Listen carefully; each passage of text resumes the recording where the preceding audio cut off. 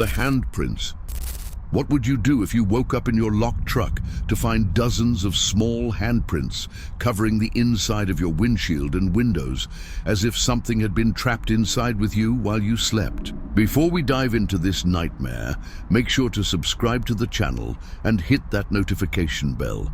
Also, drop a comment below telling us what state or country you are watching from. We love hearing from truckers and horror fans all around the world. Now let us get into this disturbing story. Travis Holloway had been driving trucks for 11 years when he experienced something that would fundamentally change his understanding of reality and make him question whether he was truly alone during those long nights parked in isolated rest areas. Travis was 34 years old, single, and had chosen the trucking life specifically because he enjoyed solitude and the freedom of the open road. He ran mostly western routes, hauling everything from electronics to construction materials across California, Nevada, Arizona, and Utah. Travis was a practical man who did not believe in ghosts, spirits, or anything supernatural. He believed in what he could see, touch, and verify. That worldview was shattered on the night of September 14th, 2025, when he pulled into a rest area off Interstate 15 in the middle of the Nevada desert and settled in for what he thought would be a routine night's sleep. What happened during those hours would haunt him for the rest of his life and leave physical evidence that no one, including law enforcement and scientific investigators, could adequately explain. Travis would wake to find his truck transformed into a scene from a horror movie, covered with handprints that should not exist, and he would soon discover he was not the first driver to experience this phenomenon in that particular location. Travis pulled into the rest area around 11:30 at night. It was a small facility with bathroom buildings, a few picnic tables, and parking for maybe 20 vehicles. When Travis arrived, there were only 3 other trucks parked there, all positioned far apart from each other, which was normal trucker etiquette to give everyone privacy and quiet. Travis backed into a spot at the far end of the lot, away from the overhead lights, where it would be darker and easier to sleep. He completed his standard pre-sleep routine, checked his locks, set his alarm for 6 in the morning, sent a text message to his dispatcher confirming his location, and climbed into his sleeper berth. The temperature was comfortable, and Travis fell asleep quickly, without any sense that anything was wrong. He had parked at this exact rest area probably 20 times over the years, without incident. It was a convenient stopping point roughly halfway through one of his regular routes. Travis woke suddenly at 3:47 in the morning, jolted from sleep by a sensation he could not immediately identify. It felt like the temperature in the cab had dropped significantly, and he could see his breath forming visible clouds in the air, despite the fact that it was September in Nevada, and the outside temperature was probably still in the 70s. Travis sat up in his bunk, confused and disoriented. His skin was covered with goosebumps, and he felt an overwhelming sense of being watched. He reached for the light switch and turned on the dome light in the sleeper area. Everything looked normal. His belongings were where he had left them. The curtain separating the sleeper from the cab was closed as he had left it, but the cold was intense and unnatural. Travis climbed out of his bunk and pulled the curtain aside to check the main cab area. The moment he looked through to the front of the truck, his heart stopped. The windshield was completely covered with handprints. Not just a few handprints, but dozens of them. Maybe 50 or more, overlapping each other, pressed against the glass from the inside. Travis stared in disbelief for several seconds before his brain fully processed what he was seeing. The handprints were small, much smaller than an adult human hand, maybe the size of a 6 or 7-year-old's hands, but there were no children in his truck. There was no one in his truck except himself, and all the doors were still locked from the inside. Travis could see the lock buttons in their down position, confirming that the cab had remained secured. Travis's hands were shaking as he reached out and touched one of the handprints on the windshield. His finger came away covered with an oily, slightly sticky substance that had no smell. The handprints were not made with regular hand oils or sweat. This was something else, something with a consistency almost like petroleum jelly, but not quite. Travis turned on all the cab lights and conducted a thorough inspection. The handprints were not just on the windshield. They covered both side windows, the passenger window, and even the inside of the rear window of the cab. Every piece of glass in the truck's cabin was covered with these small handprints, all pressed from the inside. Some of the prints showed clear detail of fingers and palms. Others were smeared, as if whatever made them had been moving or sliding its hands across the glass. Travis grabbed his phone and started taking photographs, documenting everything. His rational mind was trying to find an explanation. Maybe he had been sleepwalking and done this himself, but the handprints were too small to be his. Maybe someone had broken into his truck while he slept, but the doors were still locked and the alarm system he had installed would have sounded. Maybe there was carbon monoxide affecting his perception, but he felt mentally clear, just terrified. Travis sat in the driver's seat for nearly 20 minutes, staring at the handprints and trying to make sense of what he was seeing. Finally, he decided to check outside the truck to see if there were any prints on the exterior or any signs of tampering. Travis unlocked the driver's door and stepped out into the night. The rest area was completely silent and still. The 3 other trucks that had been parked there earlier were gone. Travis was now completely alone in the parking lot. He walked around his truck, using his phone's flashlight to examine every surface. There were no handprints on the outside of the vehicle, no footprints in the dust around the truck, no signs that anyone had approached or touched his rig. The handprints existed only on the inside surfaces of the glass. Travis completed a full perimeter check and then stopped to look through the windshield from outside. From this angle, the density of the handprints was even more disturbing. The entire windshield was covered, as if something had been frantically pressing its hands against the glass from inside the cab, trying to get out or trying to be seen. Travis returned to the cab and sat in the driver's seat, trying to decide what to do. Should he call the police and tell them what exactly? That ghost hands had touched his windows. They would think he was insane or on something. Should he just clean it off and pretend it never happened? But he had photographs, evidence that this was real. Travis decided to drive to the nearest truck stop, about 40 miles away, and see if anyone there had experienced anything similar. He started his truck and pulled out of the rest area, feeling an intense relief as he got back on the highway and away from that location. During the drive to the truck stop, Travis kept glancing at the handprints on his windshield, visible in the glow of his dashboard lights. They were undeniably real. At the truck stop, Travis parked under bright lights and went inside to the driver's lounge. There were about a dozen truckers there, some eating, some watching television, some sleeping in chairs. Travis approached an older driver who looked like he had been on the road for decades and asked if he could talk to him about something strange. The older driver, whose name was Harold, listened as Travis described what had happened. Harold's expression changed from mild interest to serious concern as Travis showed him the photographs on his phone. Harold stood up and said they needed to go look at the truck immediately. Outside, Harold examined the handprints with a flashlight, getting close to the glass and studying the details. After several minutes, he turned to Travis and said 4 words that made Travis's blood run cold. "You parked at Whispering Pines." Whispering Pines was not the official name of the rest area, but it was what truckers called it because of the pine trees that surrounded the facility. Harold explained that this rest area had a dark reputation among veteran drivers. Over the past 15 years, at least 8 truckers had been found dead in their trucks at that rest area under mysterious circumstances. The official causes of death were usually listed as heart attacks or natural causes, but there were common elements to each case that suggested something else was happening. Each of the deceased drivers had been found in the morning by other truckers or by maintenance workers. Each of them had been alone in their locked trucks, and each of them had been found with their eyes open, expressions of absolute terror on their faces, and their hands pressed against the windows of their cabs as if they had been trying desperately to get out.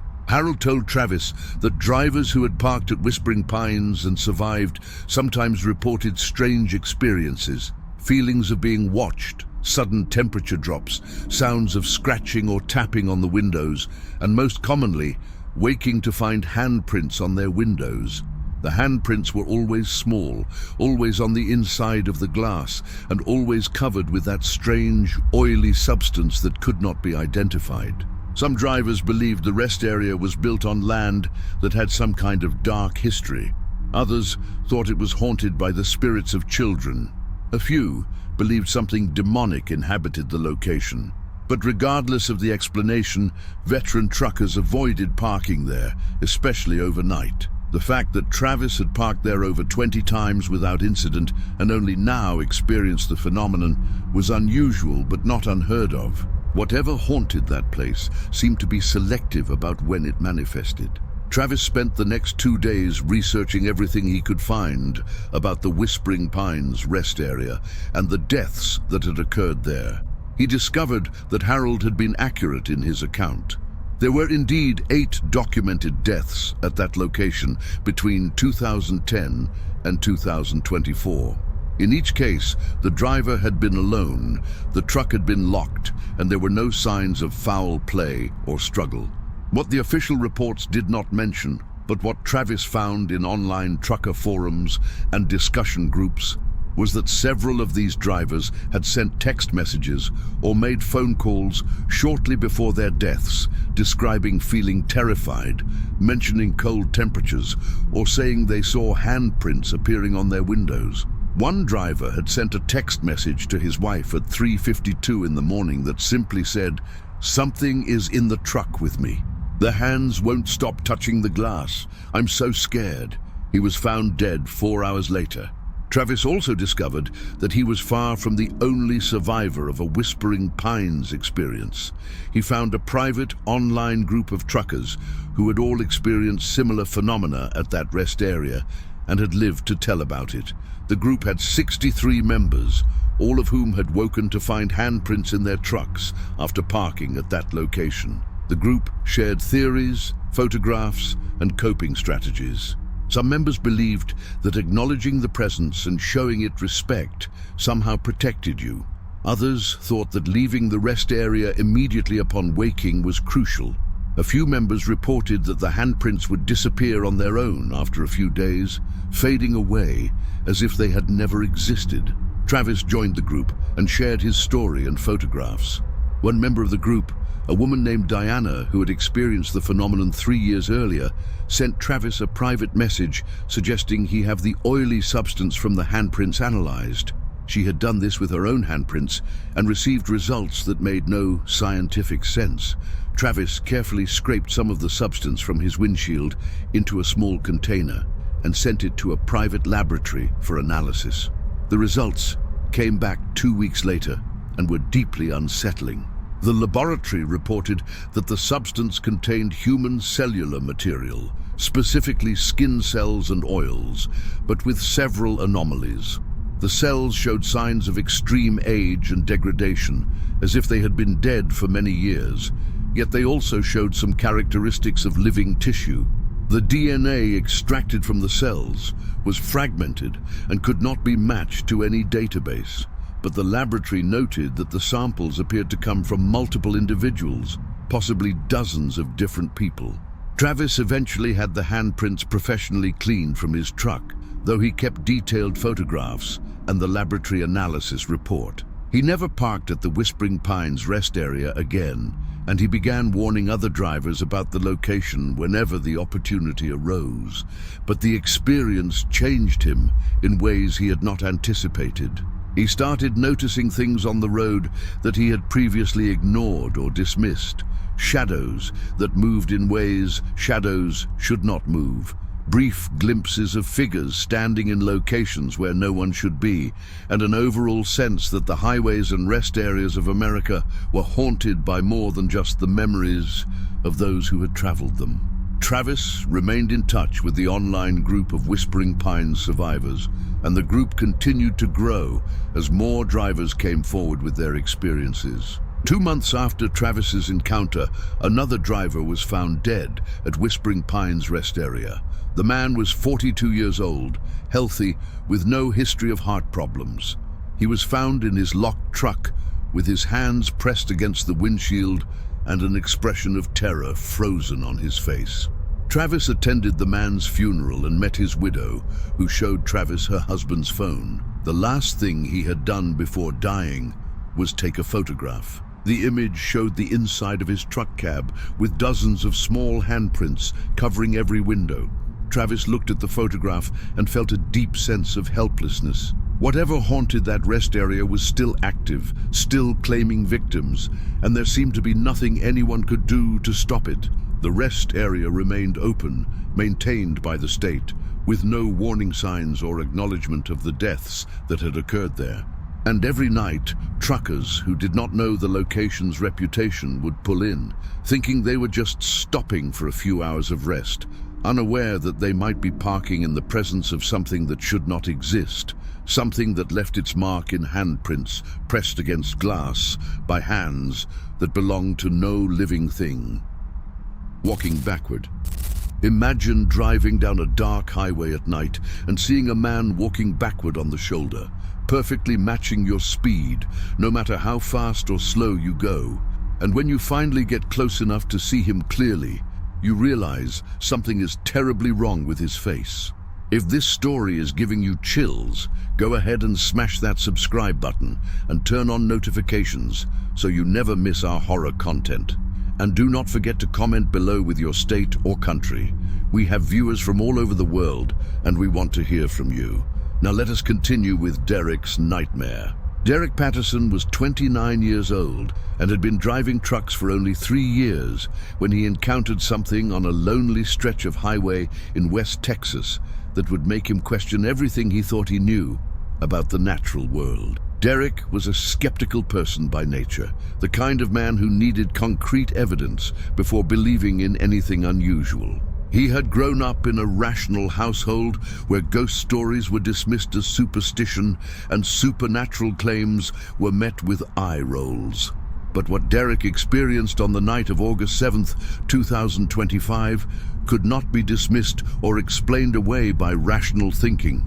He encountered something that should not exist, something that demonstrated an impossible awareness of his presence and his actions, and something that left him convinced that there are entities sharing our roads that exist outside the boundaries of normal human experience. Derek's encounter lasted for over 45 minutes and was witnessed not only by him, but also recorded on his truck's dash cam, providing evidence that would later be analyzed by multiple investigators, none of whom could provide a satisfactory explanation for what the footage showed. Derek was hauling a load of industrial equipment from Houston to El Paso, a drive of approximately 750 miles that would take him across some of the most desolate stretches of highway in Texas. He had left Houston at 4 in the afternoon, planning to drive through the night and arrive in El Paso by mid-morning the next day. By 11 at night, Derek was on Interstate 10, passing through an area of West Texas where towns were few and far between, and where the highway stretched straight for miles at a time with nothing but scrubland on either side. Traffic was extremely light. Derek had not passed another vehicle in over 20 minutes. His dashcam was running as it always did, recording both the road ahead and the interior of his cab for insurance and safety purposes. At 11:37, Derek's headlights illuminated a figure walking on the right shoulder of the highway. From a distance, it appeared to be a man, wearing what looked like dark pants and a light-colored shirt. But as Derek got closer, he realized something was wrong with the way the man was moving. The figure was walking backward, facing away from the direction of traffic, moving in the same direction Derek was traveling. This alone was unusual, but not impossible. Maybe the man was intoxicated or mentally disturbed. Derek slowed down slightly, intending to pass the figure carefully and then call 911 to report a pedestrian on the highway. But as he began to pass, Derek noticed something that made his skin crawl. The man was walking backward at exactly the same speed Derek was driving. Derek was doing about 45 miles per hour, having slowed down from his cruising speed of 70. The man on the shoulder was walking backward at 45 miles per hour, which was impossible. No human being could walk that fast, let alone walk backward that fast.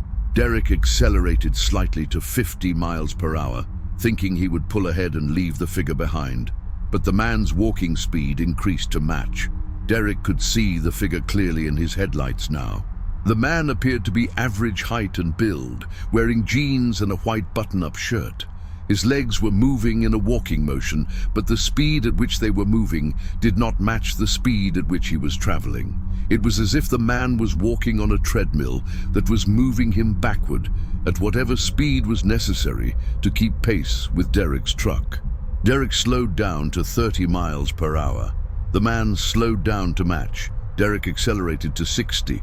The man accelerated to match. No matter what speed Derek chose, the figure maintained the exact same distance from the truck, about 50 feet ahead and slightly to the right, walking backward on the shoulder. Derek's rational mind was screaming that this was impossible. He grabbed his CB radio and put out a call asking if anyone else was seeing this, if any other drivers were in the area. No response. The highway was empty except for Derek and this impossible figure. Derek continued driving, watching the man, trying to understand what he was seeing. The figure never turned around, never looked back, just walked backward, maintaining that precise distance from Derek's truck. After about 10 minutes of this impossible pursuit, Derek decided he needed to get closer and see this man's face. He accelerated to 75 miles per hour, thinking that surely the figure could not match that speed. But it did. The man walked backward at 75 miles per hour, legs moving in that same unnatural walking motion, maintaining that exact 50-foot distance. Derek then slammed on his brakes, bringing his truck to a rapid deceleration. The figure slowed proportionally, matching Derek's deceleration perfectly, as if there was some invisible connection between them. When Derek came to a complete stop, the man stopped walking, but remained in position, standing on the shoulder 50 feet ahead, facing away from the truck. Derek sat there with his truck idling, his headlights illuminating the stationary figure, trying to decide what to do next. Derek grabbed his phone and dialed 911. The dispatcher answered, and Derek tried to explain what he was seeing, but even as the words came out of his mouth, he realized how insane they sounded.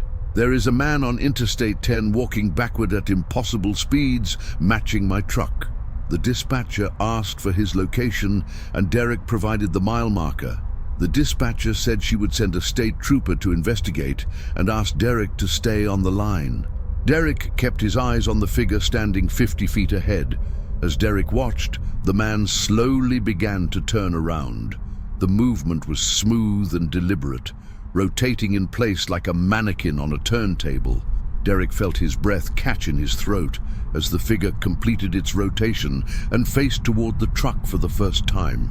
The man's face was wrong. Even from 50 feet away, illuminated by Derek's headlights, it was clear that something was fundamentally wrong. The figure had a face, but it was smooth and featureless in certain areas. Where there should have been a nose, there was just a slight bump. Where there should have been a mouth, there was a thin horizontal line. The eyes were the worst part. They were too large, too dark, and too far apart, giving the face an insect-like quality. Derek felt a wave of primal fear wash over him, the kind of fear that comes from deep, evolutionary programming, warning you that you are looking at a predator. The figure stood there for several seconds, facing Derek's truck, and then it began to walk backward again, this time moving away from Derek, since it was now facing toward him. It was walking normally now, forward motion, but getting farther from Derek's truck. Derek made a split-second decision. He put his truck in gear and began driving forward, following the figure. As soon as Derek's truck started moving, the figure stopped walking and stood still, facing toward him. Derek stopped his truck. The figure remained stationary. Derek accelerated quickly, and the figure immediately began walking backward at the exact same speed, maintaining that 50-foot distance. But now, Derek could see its face continuously as it walked backward. and the features became even more disturbing the longer he looked. The skin appeared to have a grey-blue tint in the artificial light. The oversized eyes did not blink. The thin line that served as a mouth never moved. Derek continued following the figure for another 15 minutes, recording everything on his phone, in addition to the dashcam footage, speaking his observations out loud for the benefit of the 911 dispatcher, who was still on the line. The dispatcher confirmed that a state trooper was en route, but was still at least 20 minutes away. Derek asked if she had any explanation for what he was describing. The dispatcher said she had no idea, but that she believed he was seeing something real because his fear was genuine. Derek appreciated her calm professionalism. As Derek continued to follow the backward-walking figure, he noticed something new. The man's shirt was not moving in the wind. Derek was driving at 60 miles per hour now, which should have created significant wind resistance. But the figure's clothes hung on its body as if it was standing in a calm room. His hair, which appeared to be short and dark, was not moving either. Everything about the figure defied physics and biology. Then at 11:59, the figure stopped abruptly, turned around again so it was facing away from Derek, and stepped off the shoulder of the highway. It walked in a straight line directly into the scrubland at the same impossible walking speed, moving away from the road. Derek stopped his truck and watched as the figure walked backward into the darkness beyond the reach of his headlights, never slowing, never stopping, just walking backward into the empty desert until it was no longer visible. Derek sat there in his truck, hands gripping the steering wheel, breathing heavily, trying to process what he had just witnessed. The 911 dispatcher asked if the figure was still visible. Derek said it had walked off into the desert and disappeared. The state trooper arrived 23 minutes later. Derek was still parked on the shoulder of the highway, exactly where he had stopped when the figure walked away.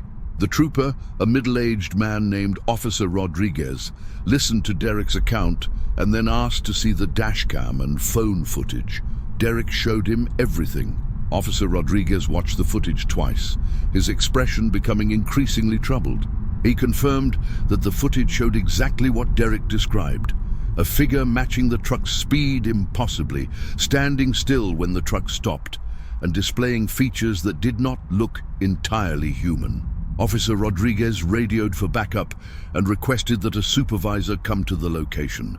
He then told Derek something that made the encounter even more disturbing. Officer Rodriguez said this was the third report of a backward-walking figure on this stretch of Interstate 10 in the past 2 months. The first report had come from a married couple driving an RV. They had described seeing a man walking backward at impossible speeds and matching their vehicle's pace. They had not stopped and had driven straight through to the next town before calling the police. The second report had come from a truck driver who described an experience nearly identical to Derek's, including the figure's strange face and the way it walked off into the desert. Both previous reports had been filed, but not seriously investigated, because they sounded too bizarre to be credible. But now there were 3 separate reports from 3 separate witnesses, and there was video footage. Officer Rodriguez said this was going to be elevated to a higher level of investigation. Over the next several days, Derek was interviewed by multiple law enforcement agencies and by a team of investigators from an organization he had never heard of before, one that apparently investigated unexplained phenomena for the federal government. Derek provided all his footage and gave detailed statements. He learned that after his report, 2 more drivers came forward to say they had also seen the backward-walking figure on that stretch of highway, but had been too embarrassed to report it. Both of those drivers described the figure in ways consistent with Derek's account, matching vehicle speeds impossibly, strange facial features, and walking off into the desert. The organization investigating the case told Derek they had records of similar entities being reported on remote highways in multiple states, always at night, always in desolate areas. Derek researched online and found a small community of drivers and travelers who had encountered what they called the backwards walkers. These entities had been reported sporadically for decades, always behaving in similar ways, matching vehicle speeds, displaying impossible physical abilities, and featuring disturbing facial characteristics. Some researchers believed they were a type of entity that existed in the spaces between populated areas, manifesting on lonely roads where they could observe travelers without attracting too much attention. Others thought they might be some form of interdimensional beings that occasionally became visible to humans under certain conditions. No one had any definitive answers. Derek continued driving trucks, but he never drove through that particular stretch of Interstate 10 at night again. He always arranged his routes to pass through during daylight hours. He stayed in touch with the online community of people who had encountered similar entities, and he learned that sightings continued. The backward-walking figure on Interstate 10 was reported at least once a month by different travelers. In December of 2025, a driver reported that he had stopped his vehicle and attempted to approach the figure on foot. The entity had allowed him to get within 20 feet before it turned to face him, revealing its strange face, and then simply vanished, blinking out of existence as if it had never been there. The driver had run back to his vehicle in terror. Derek's dashcam footage was analyzed by video forensics experts who confirmed it had not been manipulated or faked. The footage showed genuine anomalous movement that violated known physics. The figure's ability to match vehicle speeds while appearing to walk normally should have been impossible. The lack of wind effects on its clothing defied aerodynamics. And most disturbingly, frame-by-frame analysis of the footage revealed that in certain frames, the figure appeared to be slightly translucent, with the desert background visible through its body, suggesting it was not entirely physical or was phasing between states of existence.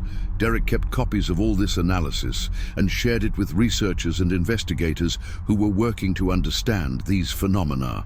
But despite all the evidence, all the witness reports, and all the analysis, no one could provide Derek with a definitive answer about what he had encountered on that dark highway in West Texas. The backward-walking figure remained a mystery, and it remained out there, walking its impossible path along the shoulder of Interstate 10, waiting for the next driver to come along in the night, waiting to match their speed and show them its face, waiting to remind them that the highways of America are haunted by things that should not exist, things that walk backward through our reality, watching us even as we watch them. Existing in the spaces between towns and cities where the darkness is complete and the rules of nature no longer apply. Home. What if your GPS, which has worked perfectly for years, suddenly started routing you to a destination called home that does not exist on any map, and the more you ignore it, the more insistent it becomes, until you finally follow its instructions and discover a place that knows you even though you have no memory of ever being there? Before we get deep into this unsettling story, make sure you are subscribed to our channel and hit that bell icon. Also, leave a comment telling us where you are watching from, whether you are in the United States or anywhere else in the world. We love connecting with our audience. Now let us dive into Nathan's impossible mystery. Nathan Cross had been using the same GPS device in his truck for 7 years without a single problem. It was a high-end commercial trucking GPS that included truck-specific routing, weight restrictions, low bridge warnings, and all the specialized navigation features that truck drivers needed. Nathan trusted this device completely. It had guided him across every state in the continental United States hundreds of times, and it had never led him astray. Nathan was 41 years old, had been driving trucks for 16 years, and considered himself a highly experienced professional who knew how to handle any situation on the road. But on October 9th, 2025, Nathan's GPS began behaving in ways that made no sense, routing him toward a destination that should not exist, and ultimately leading him to discoveries that suggested his entire life might not be what he thought it was. The GPS's instructions would take him to a place called home, a location that did not appear on any map, but that seemed to know intimate details about Nathan's life. What Nathan discovered there would shake his sense of identity and leave him questioning whether his memories were real or whether he was living someone else's life. Nathan was driving from Portland, Oregon to Boise, Idaho, a route he had driven probably 50 times over the years. It was a straightforward trip on Interstate 84, about 430 miles that would take approximately 6.5 hours under normal conditions. Nathan had left Portland at 6 in the morning, expecting to arrive in Boise by early afternoon. About 2 hours into the drive, as he was passing through a rural area of eastern Oregon, his GPS suddenly announced, "Rerouting to home." Nathan glanced at the device, confused. He had not programmed any destination called home. His destination was supposed to be a warehouse address in Boise. He tapped the screen to see the details of the route. The GPS showed his current location and a destination labeled simply as home, located approximately 180 miles away in a direction that would take him off Interstate 84 and onto progressively smaller roads. Nathan assumed this was a glitch. He cancelled the route and re-entered his Boise warehouse address. The GPS recalculated and showed the correct route. Nathan continued driving. 20 minutes later, the GPS announced again, "Rerouting to home." Nathan looked at the screen and saw the same thing. His destination had changed to home, and the route was directing him to turn off the interstate at the next exit. Nathan cancelled the route again and turned off the GPS device completely, restarting it. When it powered back on, it immediately showed a route to home. Nathan, increasingly frustrated, tried accessing the device's settings to see if he could find where this home destination was stored in the system. But there was no saved destination called home in his address book. There was no history of him entering such a destination. The GPS was generating this route autonomously. Nathan decided to ignore the GPS and rely on his own knowledge of the route to Boise. He continued driving on Interstate 84, following the signs. But every few minutes, the GPS would announce variations of the same message. "You are going the wrong way. Turn around to reach home. Recalculate to home. Home is 175 miles away." The device became increasingly insistent, issuing alerts and notifications with greater frequency. Nathan tried turning down the volume, but the GPS would increase it again on its own. He tried turning off the device, but it would power itself back on within minutes. Finally, in frustration, Nathan unplugged the GPS from its mount and put it in his storage compartment, silencing it. For the next hour, Nathan drove without GPS, using road signs and his memory of the route. He was making good progress toward Boise when his truck's dashboard navigation system, which was a separate system built into the vehicle itself and which he rarely used, suddenly activated. The screen displayed a map with a route highlighted. The destination was labeled home. Nathan had not touched the dashboard navigation system. It had turned itself on and calculated the same route the GPS had been showing. Nathan tried to turn the system off, but the controls were unresponsive. The screen remained on, showing the route to home, and a computerized voice began issuing directions. "In 2 miles, take exit 193, turn right onto Highway 26. Nathan slammed his hand on the dashboard, trying to make the system shut down, but it continued. Nathan pulled over at a rest area to collect his thoughts. He sat in the cab, with both navigation systems showing him the same impossible route. He pulled out his smartphone and opened a mapping application to see if it showed anything unusual. The moment the map loaded, it also displayed a route to a destination called home. Nathan's phone, his truck's GPS, and his dashboard navigation were all synchronized in showing him the same destination. Nathan tried searching for home as a location. The map apps showed nothing.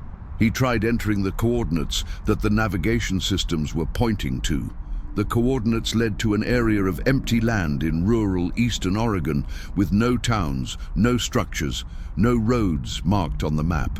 Nathan felt a growing sense of dread. He called his dispatcher and explained what was happening. The dispatcher checked Nathan's location and confirmed that he should be en route to Boise.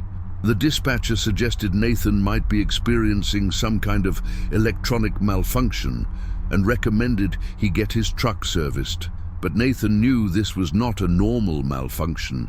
3 separate navigation systems on 3 separate devices were all showing the same impossible destination.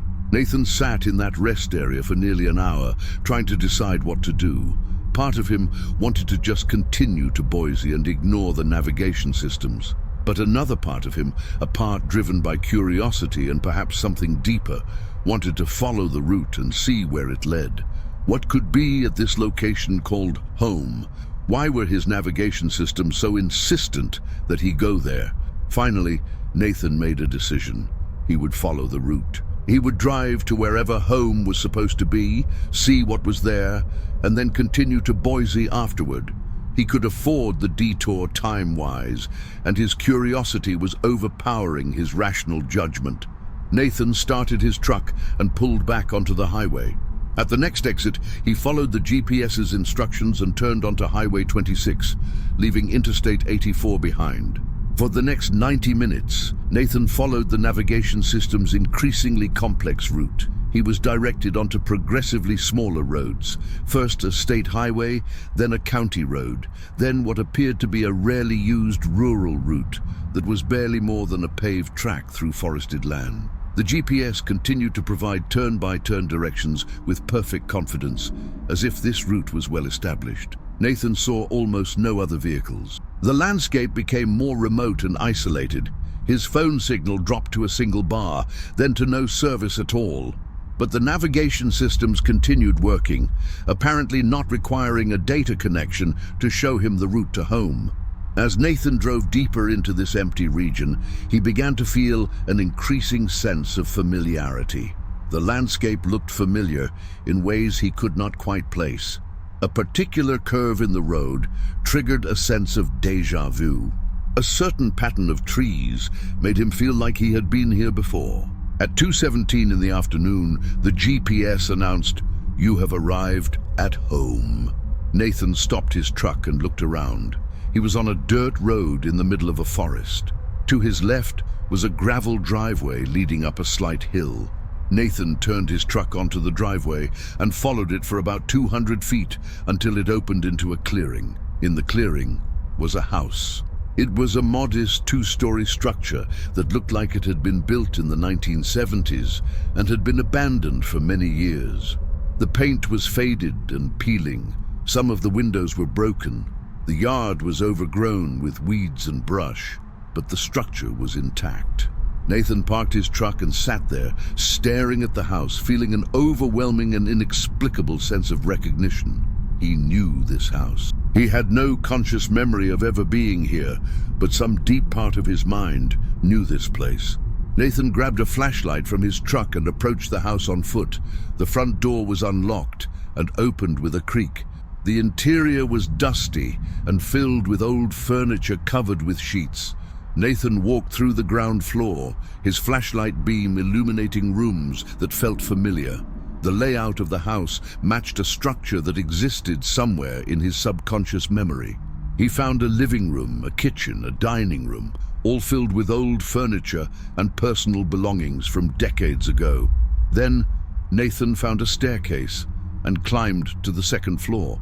He found 3 bedrooms and a bathroom. In one of the bedrooms, the furniture was arranged in a way that triggered a powerful memory flash in Nathan's mind. He suddenly remembered being in this room as a young boy. The memory was vivid and immediate. He was maybe 6 years old, playing with toys on the floor while afternoon sunlight streamed through the window. Nathan stumbled backward, his mind reeling. This was impossible. He had no memory of living in Oregon as a child. His childhood memories placed him in California, living with his parents in a suburban neighborhood.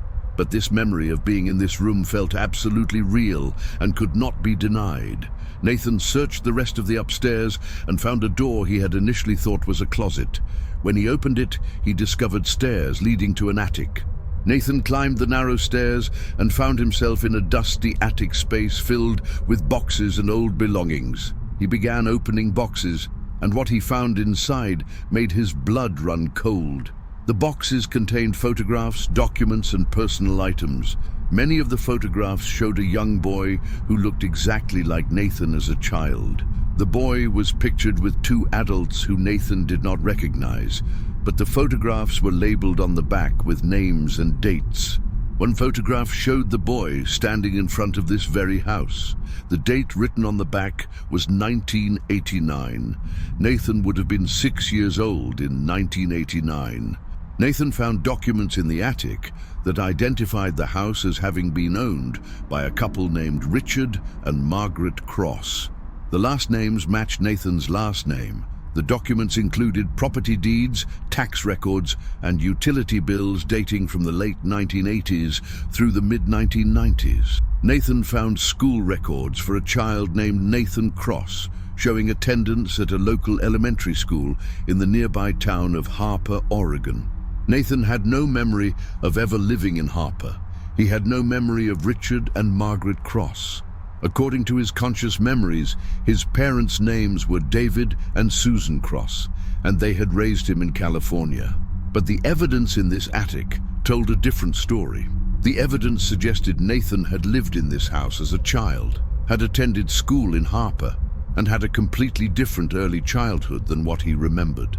Nathan found a newspaper clipping in one of the boxes that made everything even more disturbing. The clipping was from October 1994 from a local Oregon newspaper.